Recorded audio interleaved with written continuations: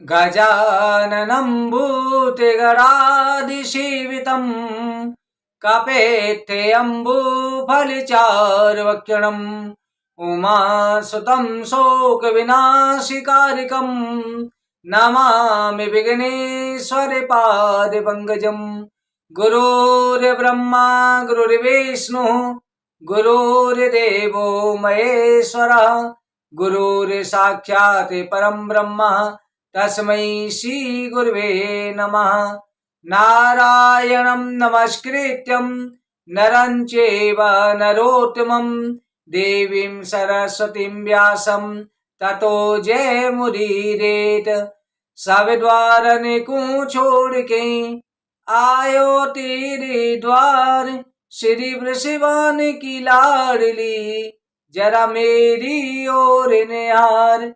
कथा प्रारंभ होती है सुनहु वीर हनुमान, राम लखन सिया जानकी सदा करो कल्याण। सियापति राम जय जय राम।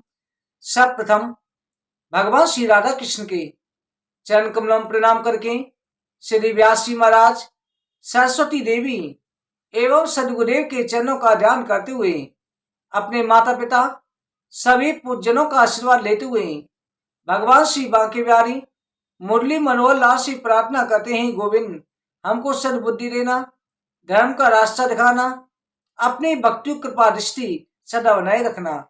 बुलंद्रावन बिहारी लाल की जय। कार्तिक महात्म की जय।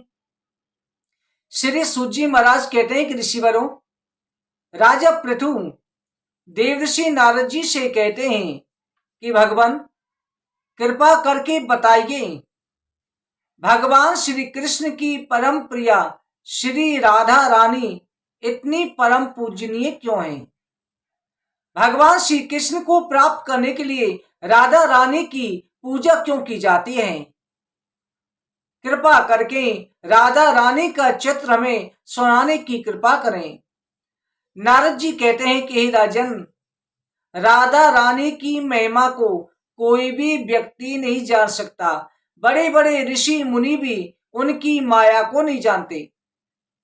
सबसे प्रथमतम राधा रानी के स्वरूप का वर्णन करते हैं। राधा रानी जो ये कथा सुनाई जा रही है, ये किस राधा की है? राधा रानी गोलोक वासिनी राधा, या जिन राधा का विवाह हुआ वो राधा? राधा के भी कई स्वरूप थे। जो राधा रानी आदिनी शक्ति हैं, वो बैकुंठ धाम में रहती हैं, गोलोक धाम में रहती हैं। वो राधा श्री कृष्ण की परम प्रिया हैं। जब श्री रामा का श्री राधा रानी को बैकुंठ में श्राप लगा गोलोक धाम में कि 100 वर्ष तक श्री कृष्ण से वियोग रहेगा, तो उस समय जब भगवान श्री कृष्ण ब्रज छोड़ करके द्वारका के लिए प्रस्थान करते हैं, तभी कहा गया राधा कृष्ण जो है दोनों निकुंजन में प्रवेश कर गए थे। ब्रज गोपाल ब्रजे रहे रहे गोपियन साथ, दुष्टन के कछुकार ने बने द्वारका नाथ। तो उस समय पर भगवान श्री कृष्ण के विरह से व्याकुल होकर के राधा रानी, जिनका सुनंदा गोप से विवाह हुआ, वो राधा जो सुनंदा गोप के साथ होने वाली, वो ये राधा बनी थी। जैसे माता सीता लंका को नहीं गई, लंका जाने के लिए वेदमती कि माता सीता तो अग्नि में समा गई, वेदमती सीता का रूप धारण करके गई थी। इसी तरह से जो सुनंदा गोप के साथ विवाह हुआ, वो राधा रानी ये बनी थी जिसकी कथा आ रही है। भगवान श्री कृष्ण ने राधा रानी का जैसा ही इसे सानिध्य प्राप्त कराया, इसके साथ नृत्य करा। स्वयं राधा रानी के साथ इसने भी राधा का रूप धारण किया था। भगवान के रहस्य अलग हैं। तो इस राधा की कथा सुना रहे हैं। प्राचीन समय में प्राचीन वही नाम का एक राजा था। उस राजा का बनवाया हुआ भगवान विष्णु का एक मंदिर था। उसमें भगवान विष्णु की बड़ी सुंदर मूर्ति थी। करोड़ों कामदेव के समान रूप धारण करने वाले भगवान विष्णु की मूर्ति उसके अंदर विराजमान थी। वहां पर जो है पूरे राज्यवासी भगवान विष्णु की पूजा करते। उसी नगर में एक नृत्यका रहती थी। वो नृत्यका बड़ी सुंदर थी। वो नृत्य करती, ऐसा नृत्य करती कि उसको नृत्य को देख करके लोग उसके ऊपर पैसा धन खर्च कर देते थे। लोग नौछावर हो जाते थे। जब वो नाचने जाती तब पूरा गांव खाली होकर के उसका नृत्य देखने के लिए आते थे। एक बार जो है उस नृत्यका की बारी भगवान श्री कृष्ण के सामने, विष्णु भगवान की मूर्ति के सामने देव प्रबोधनी एकादशी के दिन आई। देव प्रबोधनी एकादशी का दिन था। अब उस नृत्यका को जो है भगवान के सामने नृत्य करने के लिए बुलाया गया।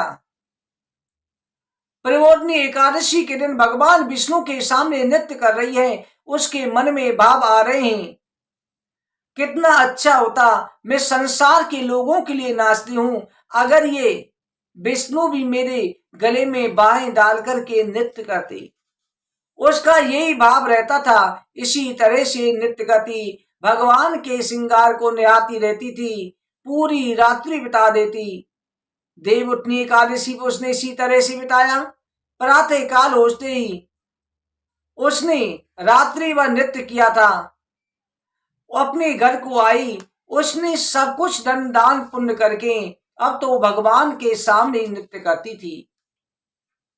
उसने अपना जीवन भगवान के सामने नृत्य करने में बिता दिया।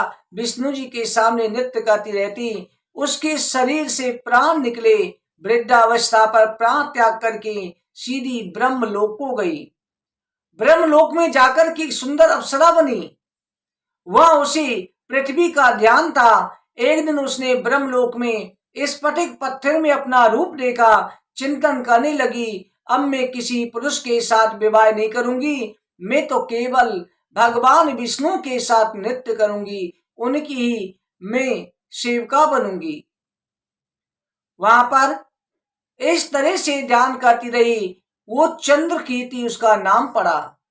अब चंद्रकीर्ति जो है भगवान श्री कृष्ण की कथाएं गान गाती, भगवान विष्णु के प्रेम में रोमांचित हो जाती। इस तरह से उसने समय व्यतीत किया। वो राधा कृष्ण की महिमा गाती रहती कि मैं भी राधा जैसी होती, राधा बन जाती। एक बार वृंदा देवी ने कई हजार वर्षों तक कृष्ण जी की तपस्या करी। भगवान श्री कृष्ण प्रकट हुए तो उन्होंने वरदान मांगा, प्रभु मैं चाहती हूं कि मैं भी राधा बन जाऊं। भगवान श्री कृष्ण का तथास्तु, तुम्हें राधा बनने का सौभाग्य प्राप्त होगा। उन्हें वृंदावन में विरही व्याकुल होने के लिए राधा बनाया, जो वृंदावन की अधिष्ठात्री देवी राधा बन गई। जाने हमारी महारानी राधा रानी इतनी दयालु हैं, वो अपना स्वरूप भी दे देती हैं। ऐसे ही इस नृत्य की चंद्रकीर्ति की चाहती मैं भी राधा की तरह राधा ही होती, राधा की तरह ही भाव रहे। जब भगवान विष्णु ने देवताओं की प्रार्थना पर पृथ्वी पर असुरों का श्रृंगार करने के लिए अवतार लिया, तब इस चंद्रकीर्ति ने भी प्रार्थना करी। तब उस समय पर ब्रह्मा जी ने कहा, देवी तुम भी पृथ्वी पर जाकर के अवतार ग्रहण करो, तुम्हारी मनुष्या पूरी होने वाली है, तुम्हें राधा बनने का सौभाग्य प्राप्त होगा, तुम राधा रानी में लीन हो जाओगी, तुम्हें राधा बनने का सौभाग्य अवश्य प्राप्त होगा। जब राधा रानी निकुंजन में प्रवेश कर जाएगी उस समय तुम भी विश्वान की पुत्री बन करके उन राधान की स्थान को ले लेना। तो इसलिए वो चंद्रकीर्ति नृत्य की जो है वो आकर के राधा रूप में उसने जन्म लिया और उसे राधा बनने का सौभाग्य प्राप्त हुआ। इस तरह से चंद्रकीर्ति को एकादशी के जागरण के पुण्य प्रभाव से ब्रह्मा जी के आदेश से राधा बनने का सौभाग्य प्राप्त हुआ। और जो प्रेम से भगवान श्री राधा कृष्ण का चरित्र गान करते हैं, मेरे गोविंद की सेवा करते हैं, वो नर से नारायण क्यों नहीं बन सकते। एक दासी पुत्र अगले जन्म में देवर्षि नारद बन सकता है। तो आप जो है नर से नारायण क्यों नहीं बन सकते? एक चंद्रकीर्ति राधा रानी की पदवी को प्राप्त कर सकती है, राधा का स्वरूप बन जाती है, तो हम इंसान नर से नारायण क्यों नहीं बन सकते? ये मेरे गोविंद की भक्ति है। ऐसे मेरे दयालु गोविंद हैं, ऐसे गोविंद की शरण में जाना चाहिए। भक्तों, राधा रानी की कृपा दृष्टि आपके ऊपर हमेशा बनी रहे। आज की कथा कहीं पर विश्राम करते हैं। आज के दिन मसूने खानी है और कल के दिन आपको तांबुल नहीं खाने हैं। कथा सदा होती रहे, सुनहु वीर हनुमान, राम लखन सिय जानकी, सदा करऊं कल्याण। सियापति राम जय जय राम। वृंदावन बिहारी लाल की जय।